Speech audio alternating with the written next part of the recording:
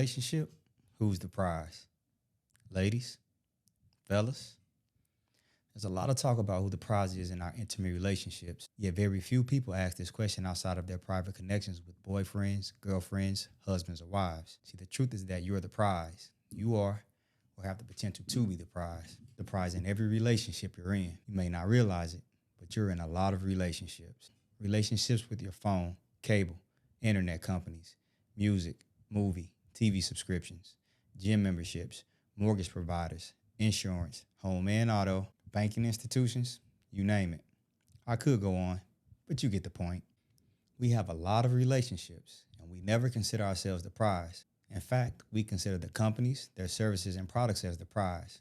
And they all have one thing in common. They cost. Every subscription or service in your life comes at a financial cost, and these costs are rising.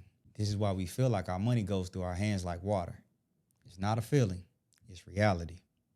But you can change this. You just need to audit yourself.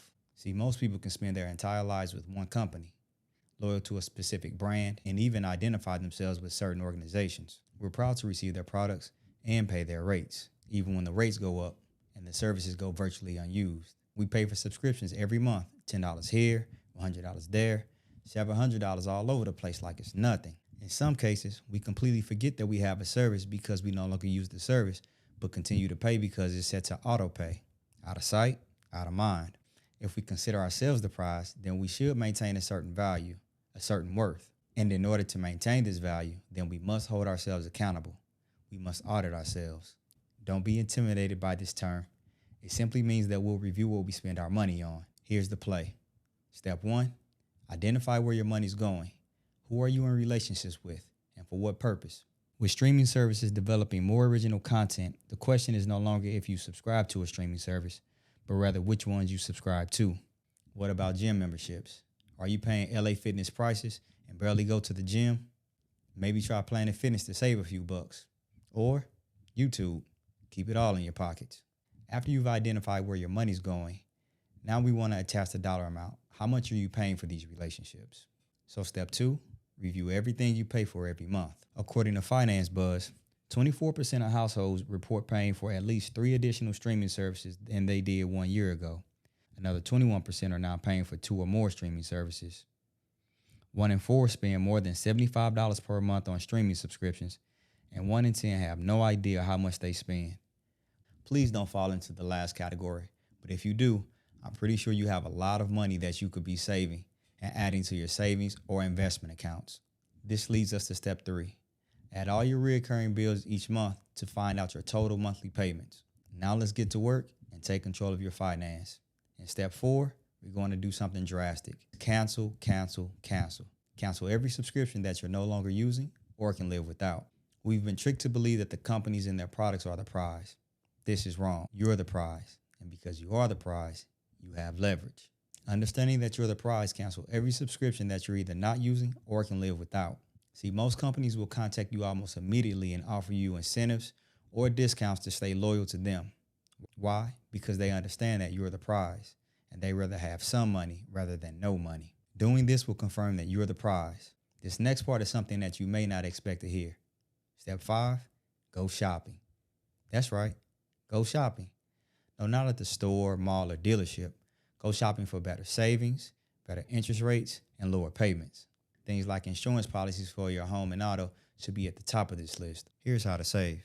Insurance has a way of steadily increasing. A policy that was relatively affordable can eventually become expensive, even if you've never used the insurance. According to an article by CNBC Select, car insurance rates are expected to rise 8.4% in 2023. With car insurance expected to rise, we want to make sure that we're keeping as much money in our pockets as possible. Here's a few ways you can save. Try bundling your home and auto. Usually insurance companies give discounts the more insurance policies that you have with them. Also consider joining your brothers, sisters, or close relatives on the same policy. The more cars you have, the more discounts you may receive. Another option is to try to take advantage of discounts. You never know what you may qualify for. Veterans, senior citizens, teachers, government employees, you never know. It never hurts to ask, but it always helps to get a discount. This last option may be more for higher earners, but anyone can use it. Try increasing your deductible to lower your monthly payments. Now let's go to step 6. Step 6, Refinance. Consider refinancing when you have higher interest rates and lower rates are available and significantly reduce your loan payments. Also consider this option when additional upfront costs are not required. You can also refinance your car loan. But let me explain the details. When refinancing a car loan, only refinance the interest rates. I know interest rates are high right now, but at some point they'll lower. And when they do, you may want to refinance your car. Only refinance the interest rate. Never refinance the principal or the length of the loan. The only thing that you want to change is a high interest rate to a low interest rate. So in other words, only change the interest rate. Keep everything else the same. Step 7, use this moment in awareness to create a budget, or at least establish a way that you spend your money every month. Avoid going year after year repeating the same cycle. Repeat this process periodically until it becomes a habit, until it becomes second nature. Review your subscriptions. TV, music, movie subscriptions, car insurance, home insurance. You know the rest. The point of all of this is that your money is yours. It's yours to keep, it's yours to save, it's yours to invest. Develop discipline and stick to it. Step 8, give yourself a pat on the back. A little self-encouragement always goes a long way. Before we wrap this up, I'm going to sound a little bit like your parents. Kind of like when they told you, act like you got some home training. In this case, I'm telling you to act like you're the prize. See, these companies, they know who the prize is. And now it's time that we act like we know who the prize is, because we are. Remember that you're the prize in every business relationship. You can always put this to the test. Step 9, like, subscribe, and comment, and get connected with All Things Connected. Peace.